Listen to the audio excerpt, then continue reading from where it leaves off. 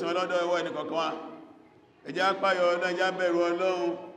ká mọ̀ pé ó yá ẹjọ́ kan bọ́ta lọ bọ́lọ́run ká máa di ẹrù wa bílẹ̀ bá ti mọ́jọ́ ìrẹ̀wá ti ń sú àsìkò tá ń lọ súnmọ́ náà nìyẹn abẹ́ ọlọ́run bá àlékọ́lá ìjọkìjọ́ tàbà kó láyé ọlọ́jà tán sórí dáadáa jẹ́ tán sí ní Islam mọ́jẹ́ àkúrí léréké mọ́jẹ́ àkújá gajagba ìrọ̀lọ́run fi kúrè pa wá jẹ́ tán sórí dáadáa ìjọ àbàjá ẹgbẹ́lú la ilaha illallah sínú rọ̀ fún akálẹ̀ wí anábìnì ẹ̀tọ́ pé òpin ọ̀rọ̀ rẹ̀ tó sọ gbẹ̀yìn ní pé la ilaha illallah dakhala al-janna pé ó wà ní janna ọlọ́jà lè wí lọ́jọ́ kan mọ́jẹ́ ọlọ́lẹ́nu wa àbí ọlọ́mọsà sídá fún wa ẹ̀rí ọlọ́m pàṣàkéèsì ní ìjẹjọ́ abáṣọ̀rọ̀ náà yìí pé ọ̀pọ̀lọpọ̀ wa là ń pẹ́ ká tó dé jímọ̀ kò sì dáa tó Suratu Jumu'ah bẹ́yìn náà bá dé lọ́ka Quran chapter 62 ayà ẹlẹ́kẹsàn olùyẹ́ ayọ́ alladhina amanu ọlọ́pàá ẹgbọ́lọ́bà gbọ́ idha nudiya lis-salati min yawmil jumu'ah tí a bá ti pè lọ́jọ́ jímọ̀ tí a bá ti pè lọ́jọ́ jímọ̀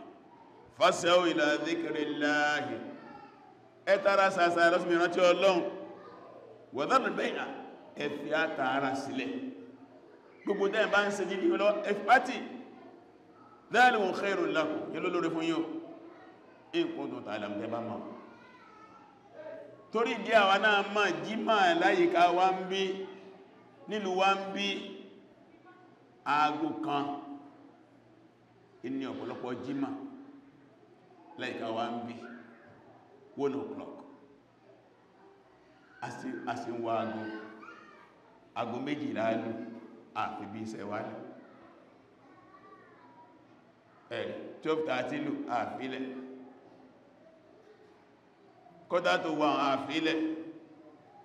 1 o'clock àfilẹ̀ ó wá dáfta wà ń bọ̀ ìkùdẹ̀ káàtò àwọn tó lọ́n sí ń bá sọ̀rọ̀ àwọn tí a gbọ́lọ̀ ń bọ̀ ní ọjọ́ jímọ̀ yẹn máa ń yà sọ́tọ̀ ní àsìkò jímọ̀ mo sọ fún yín jẹjọ́ anẹ́sẹ̀sọ́lá ó lẹ́ bá dé jímọ̀ lásìkò àkọ́kọ́ yóò gbà láàdá nígbà tó fẹ́ra kúmí sí sára ẹ bá dé ní àsìkò ẹ̀kejì yóò gbà láàdá bí àti fi màálù sí sára ẹ bá dé lásìkò ẹ̀kẹta yóò gbà láàdá bí ìgbàjá fi àgùn sí sára ẹ bá dé lásìkò ẹlẹ́ẹ̀kẹrin yóò gbà láàdá bí àti fi adìẹ sí sára ẹ bá dé lásìkò ẹlẹ́ẹ̀karùn bí àti fi yẹn adìẹ sí sára oún tí mo bá ti wá dó sórí mímbàrí báyìí kò sí ládámà àmàlẹ́kọ̀ pàtàkàtàdé anáwà tẹ́tí gbọ́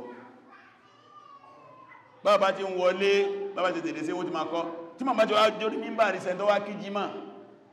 àwọn tí a ń kún akọládà ọkọ́ má ó sì gbọ́dọ̀ mọ́wàá ìtọ́wà kún ní ọkàn wá kí ìrun rákà méjì èyàn máa ń fún jímà ọjọ́ jímà ní a bá wà kódà bá ń ṣiṣẹ́ mìkan ọ̀gá iléeṣẹ́ wa yọ́ láti mọ̀ mùsùlùmí lè mí o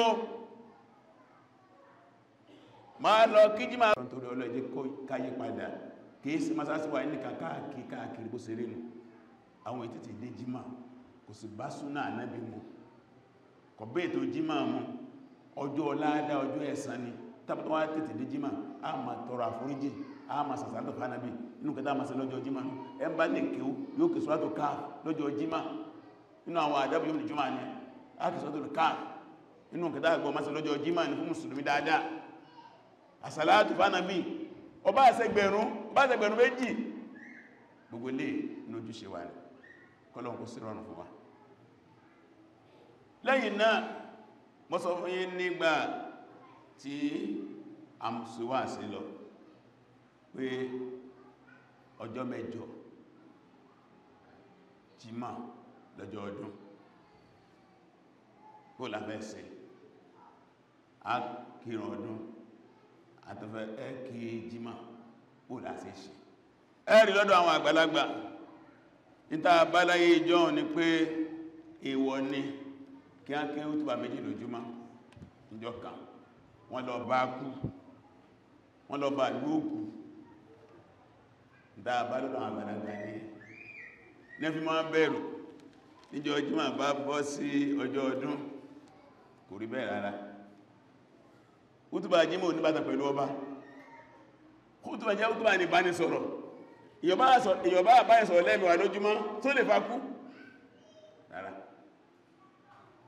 kò rí bẹ́ẹ̀. Níjọ́ ń gbé pé nínú ìlú gbogbo ìlú kọ̀ọ̀kan Jímọ̀ kò sí náà máa ní ìdí kan náà wọ́n ní ọba òjòkó gbọ́ útúbà ọdún adún jókòó gbọ́ útúbà Jímọ̀ ó léwu o, kò sí kankan bẹ́,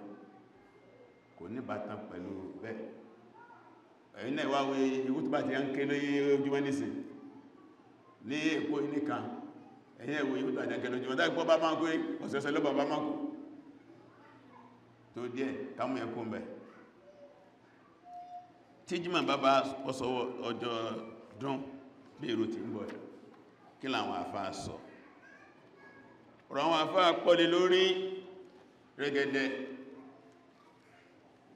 in tí ó dín ní bí opinion márùn ìlọ́wàlẹ̀ lórí,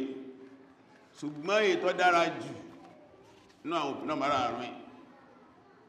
ó náà ni kí aki 8 kátòkè Jímọ̀, káàkì 8 kátòkè Jímọ̀. Akéèdì tán ẹ bá fẹ́ dúó kó dúó kásìkò Jímọ̀ tó kó sì ké Jímọ̀ kọ mà lọlé ẹ̀. Tàbí akéjì ìdì tán kágbàlé wa lọ fẹ́kọ̀ Jímọ̀ bá tó kàpadà wá ké Jímọ̀. Kí ló jẹ́ orí bẹ́ẹ̀? Ìrun ọ̀tọ̀ọ̀tọ̀ ni. Eid súnà ní ìsọ̀rọ̀ yẹn létorí kéjì lọ́dọ̀ àwọn afá. Jímọ̀ ọ̀ràn yẹn ni àwa gbọ́dọ̀gbà ṣe súnà káfí pọ̀ ọ̀ràn yẹn lára. Ìyẹn ni opinion àkọ́kọ́ ibi táwọn afá ṣe pọ̀jù sí nìyẹn ẹ̀rì. Ṣùgbọ́n tó ẹgbẹ́ dájí kí ìdí yìí àwọn ará oko wálé àbò ìkan bẹ wọ́n wá kídì látòkò. Táwọn ará oko bá wálé bí dájí kí ìdí wọ́n gba àwọn ará oko láàyè a lè má dùn máa kí Jímọ̀ kí a máa lọ sóko wọn tẹ́bọ́ wà lọ́dọ́kò wọn lọ ká ìlà tó àtàbá jára alé tó dájú ní pé káàkì kátòkì Jímọ̀. Òpínlẹ̀ ẹlẹ́ẹ̀kejì eléta sọ ìbẹ̀ ní ọ̀pọ̀lọpọ̀ àwọn afá dólé lórí o náà ni ọ̀rọ̀ Imam Maliki, ọ̀rọ̀ Imam Shafi àtàmì ìnànà àfẹ́sì o náà ni pé ana jùmọ̀ta wajibatu ala kulli man salla Eid. O náà ni pé lọ́dọ̀ àwọn afá kan wọ́n ní gbogbo ẹ̀ bá ti lè kí ìdí ọ̀rọ̀ ní kó kí Jímọ̀, gbogbo ẹ̀ bá tó lè kí ìdí ọ̀rọ̀ ní kó kí Jímọ̀. Ìyẹn ló pín ọ̀rọ̀ kan lọ́dọ̀ Abu Hanifa, ọ̀rọ̀ kan lọ́dọ̀ Imam Maliki ẹ̀rì. Wọ́n ní idha ijtama'a Eid wa Jumu'ah tí Jímọ̀ àti ìdí bá papọ̀ ẹ̀rì. Wal mukallaf ẹni alẹ́sìnbọ̀ lọ́rùn mukhatab bima jami'a. Wọ́n ní àwọn méjèèjì wọ́n lábá sọ̀rọ̀ wọ́n gbọ́dọ̀ kí Jímọ̀ àti Eid. Al-Eid alana Eid sunna tó gbé Eid sunna ni wàlẹ̀ Jumu'ah ọ̀ràn yà lóhun torí díẹ̀ àwọn fẹ́ bẹ́ẹ̀ pé ẹ bá ti lè kí Eid ọ̀ràn ní kó kí Jímọ̀. Òpínà ẹlẹ́ẹ̀kẹta ana man shahida al-Eid pé má jẹ́ kí Eid sẹ́kọ̀tọ̀rọ̀ ní Jumu'ah kí sọ́rọ̀ àyàn kò kí Jímọ̀ mọ̀. Ẹni ó bá ti kí Eid kìí sí kíní kí sọ́rọ̀ kò kí Jímọ̀ mọ̀. Òpínà ẹlẹ́ẹ̀kẹta wọ́n ní ẹwà rí o náà ní pé ibi tó bá wá lọ yóò ká ìlà lọ, àìlà ọ̀bọ̀ yóò ká ìlà lọ Jímọ̀ ní ọjọ́ ọ̀rọ̀ àyàn fún náà yóò ká ìlà lọ. Ìbẹ̀ ni Imam Ahmad Hanbali dólé lórí àtàmì inú àwọn afẹ́sì. Ìyẹn òpínà ẹlẹ́ẹ̀kẹta, òpínà ẹlẹ́ẹ̀kẹta kò náà lè. Ṣùgbọ́n ìmáàmù tó kíìdì kò gbọ́dọ̀ kó ní ọgbọ́dọ̀ mọ́ òkè jama fún àwọn èèyàn òun ní lọ́njẹ́ tó àyókù lè lọ òun ní lọ́njẹ́ yóò retí pé jímà fẹ́ tó kóǹkì jímà fáwọn èèyàn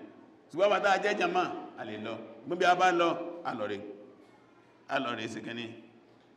alọ́rẹ̀ kí àìláwà òpin ẹlẹ́ẹ̀kẹrin lọ́dọ̀ àwọn àfá o náà ni pé ẹni bá tẹ́lẹ̀ kí Eid ó kí Eid pé kò ní kí kò ní sọ́nà kó kí jímà ma kí sọ́nà kó kí àìlá ma a sì ní ọlọ́rẹ̀ kí pínọ̀nù ṣùgbọ́n yẹn lẹ kò fẹsẹ̀ nílẹ̀ afá kan sọ jọ́dọ̀ ní mistake kọ ọ̀rọ̀ àwọn afáàní ṣùgbọ́n lẹ ó sì gẹ́ni ọ̀lẹ́ àtọ́bùn àbúrọ̀bá ọ̀rọ̀ rẹ̀ nìyẹn wọ́n sì gba ẹgbà wá pé ẹgbà kanáà tó fẹ́ jọ Abi Talib àti Banu Zubayr torí díẹ̀ ìyẹn ni òpínà ẹlẹ́ẹ̀kẹrin ètí ó wá sí pàtàkì tàbí kamúdá ní ń bẹ̀ òun náà ni pé tàbákì èdè ká tó wá sí kẹ́ni kàkéjìmá nígbàtàbá ti ṣe àrò òkú yẹn lọ dára jù ní kamúdá ní tàbájọ́ wọ́n mẹ́ dání tàbákì èdè tàbádélé wa kọ́lọ̀ rẹ̀ kí àìlà kàmákì èdè ma ìtọ́ wà ń bẹ̀ ní ṣókí ọ̀rọ̀ àwọn afátọ́ wà ń bẹ̀ nù ẹ̀ ìtó lè yá wa jẹ́mà òun náà nìyẹn ẹmbà ó ti kí èdè ó lè wà kí jímà lọ dájú tàbí kó ṣe pé ó kí